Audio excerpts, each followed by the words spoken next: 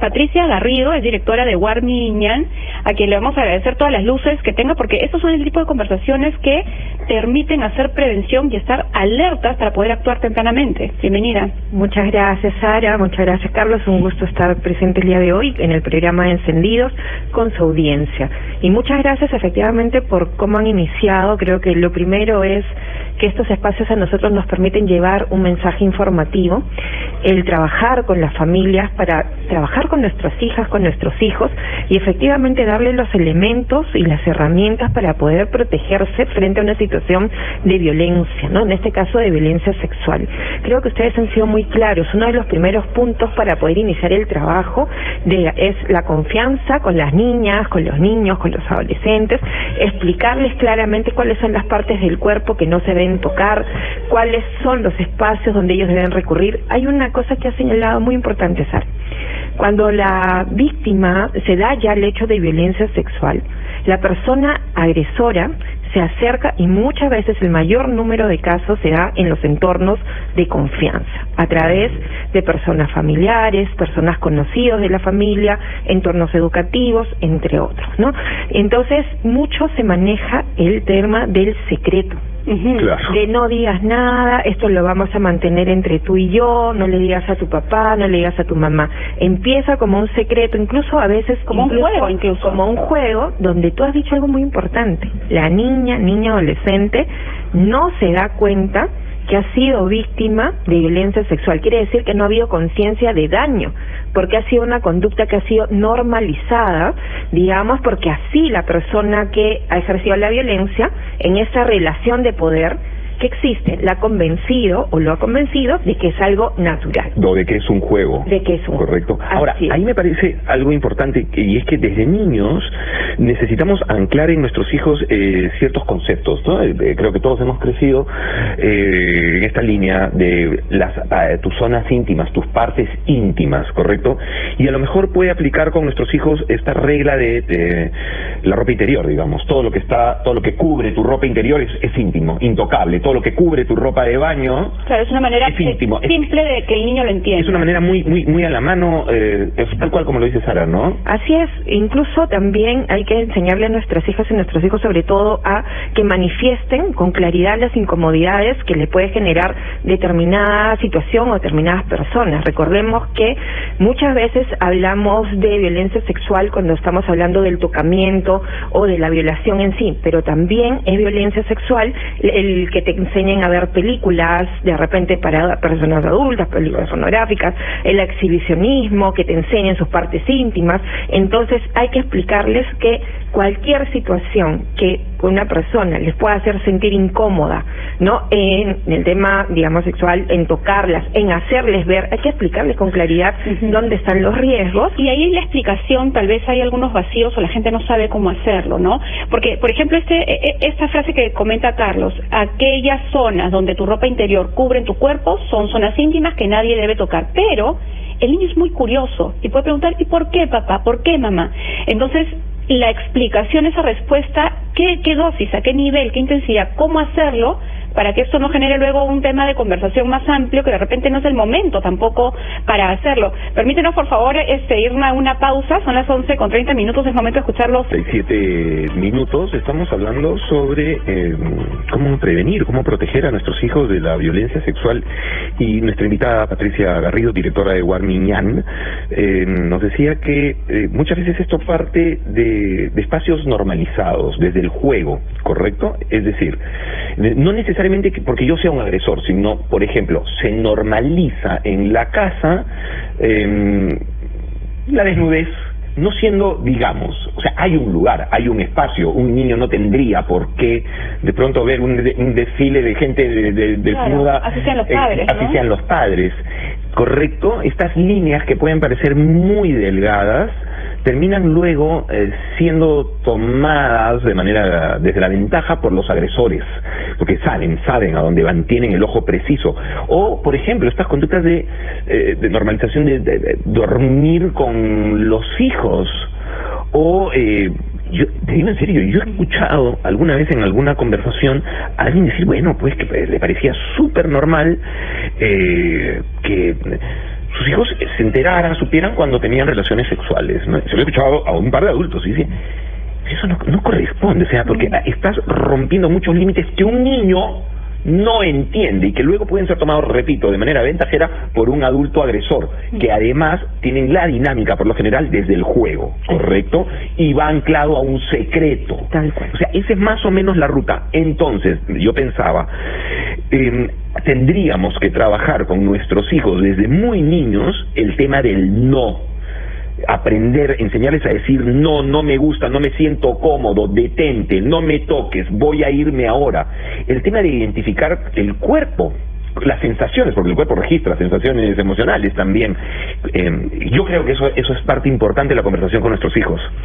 Tal cual lo has dicho, Carlos, lo has dicho muy bien, ¿no? La persona agresora va a buscar la forma de llegar a la niña adolescente a través, muchas veces, considerando las edades, a través del juego. Por eso es tan importante cuidar los espacios y, sobre todo, considerar que el niño, como cualquier otra persona, vamos desarrollando el pudor. El pudor lo que nos va a permitir es cuidarnos. Y también acá es algo importante que señalar. ¿Qué es la violencia sexual? Porque la violencia sexual no solamente es el acto de la violación sexual en sí o el tocamiento en sí. Recordemos también que la persona agresora puede pedirle al niño, a la niña, al adolescente, mira esta película conmigo, y finalmente le está haciendo ver películas para personas adultas, o ven, tócame aquí, o siéntate aquí, ¿no? Entonces, o enséñame tal parte de tu cuerpo. O enséñame tal parte. Entonces, efectivamente, todo pasa por la educación que nosotros vayamos dando a nuestros hijos, la confianza de decir, que nos puedan decir cuando algo les pueda generar una incomodidad, creerle a nuestras hijas y nuestros hijos, creerle cuando nos dicen lo que puede estar pasando, y no solamente a los padres, sino también recordemos que lamentablemente los hechos de violencia sexual se dan en entornos de confianza. Puede ser que la persona que reciba esta información sea un cuidador en la escuela, un profesor, una profesora, la psicóloga, un compañero, una compañera, una vecina, etcétera.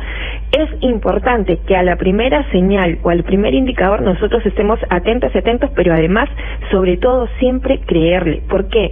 Porque lo has dicho con tanta claridad. Muchas veces la persona agresora busca ganarse la confianza de la víctima a través de esa palabra del secreto. Claro. Del secreto. Esto es un juego entre tú y yo, nadie más puede saber, y luego aparece la manipulación. Mira que si tú dices algo, no, yo me voy a ir preso, yo no voy a poder cuidar a tu mamá, nadie les va a dar los alimentos, etcétera, etcétera. Y entonces ahí generamos la culpa en la víctima. Entonces empieza con el secreto, el juego, pero vamos generando la manipulación, incluso la violencia. Por ese motivo es importante que todas estemos alertas. Primero, la prevención es importante. Nosotros aprender como personas adultas a respetar los espacios de los niños. Los espacios de los niños, que ellos duerman en su cama, que tengan su propio espacio, no hacer colecho, no dormir en la misma cama con ellos, tener una vida íntima lejos del espacio seguro de los niños, ¿no? Entonces que ellos aprendan también a cambiarse, y que cuando se cambien son un espacio privado, cuando voy al baño cierren la puerta, ¿no? Entonces todos esos cuidados hay que enseñarle, que es como nos empezamos a cuidar. Y hay que tener en cuenta, hay edades. Cuando se trata de un niño de 1 año, 2 años, la responsabilidad entera está en la persona cuidadora. Pero los niños van creciendo, entonces van volviéndose más independientes.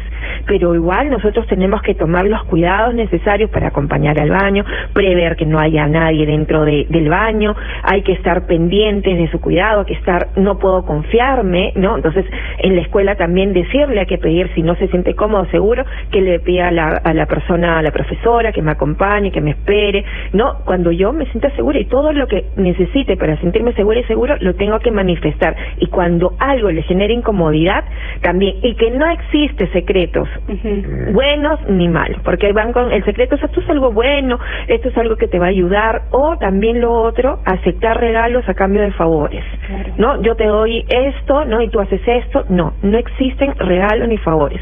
Hay que enseñar a nuestros hijos, ese es en el tema preventivo, pero además a ir identificando señales cuando haya situaciones que se puedan haber dado, identificar, porque lo que tenemos que prevenir es otras situaciones mayores que se pudieran dar. En este punto de la prevención se había quedado una respuesta pendiente. Cuando les explicamos ya el tema del pudor, el tema de esto sí, esto no, probablemente venga la pregunta de ¿por qué, mamá? ¿Por qué, papá? ¿Qué respuesta es la más adecuada para estos niños? Y todo va a depender ahí de la edad, hasta qué edad tienen, qué nivel de comprensión y qué mensajes les vamos a dar.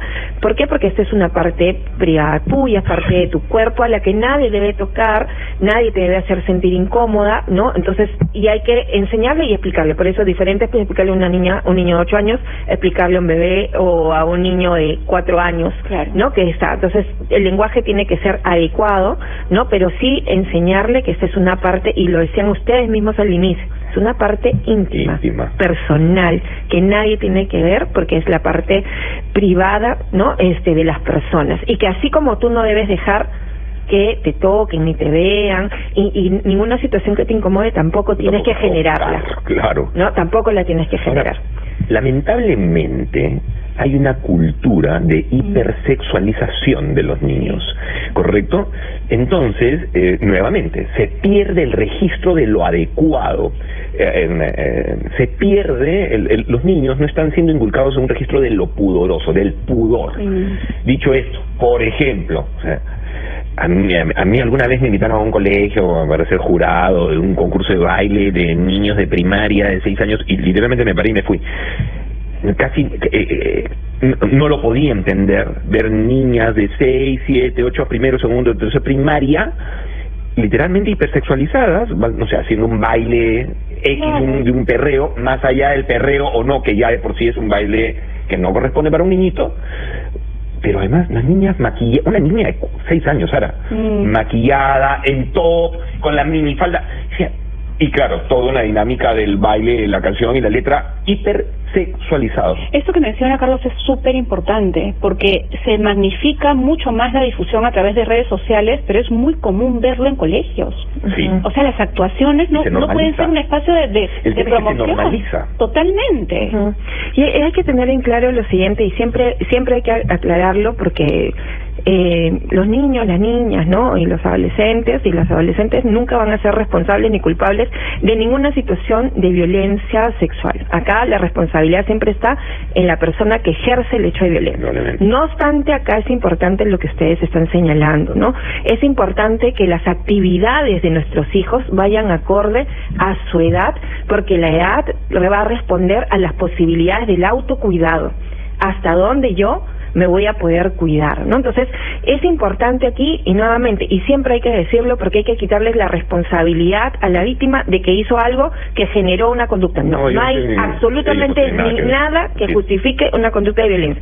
No obstante, es importante que los espacios de los niños sean sus espacios acordes a, por ejemplo, y por encima del tema de la violencia sexual, cuando yo hago una matinea, una fiesta, un compartir, y luego termina en alcohol, en la diversión, vienen terceros, vienen gente ajena y comparten, y el niño queda expuesto, la niña, ese es un espacio que no correspondía, porque es un cumpleaños de un niño y hay que respetar sus espacios, y eso hay que respetar, mirando el respeto al niño, a la niña, al adolescente, que las actividades sean propias de acuerdo a su edad. Y con eso nos quedamos en esta conversación, que seguramente vamos a tener muchísimas más. Muchísimas gracias a Patricia Garrido, directora de Warmiñán. Y a esta hora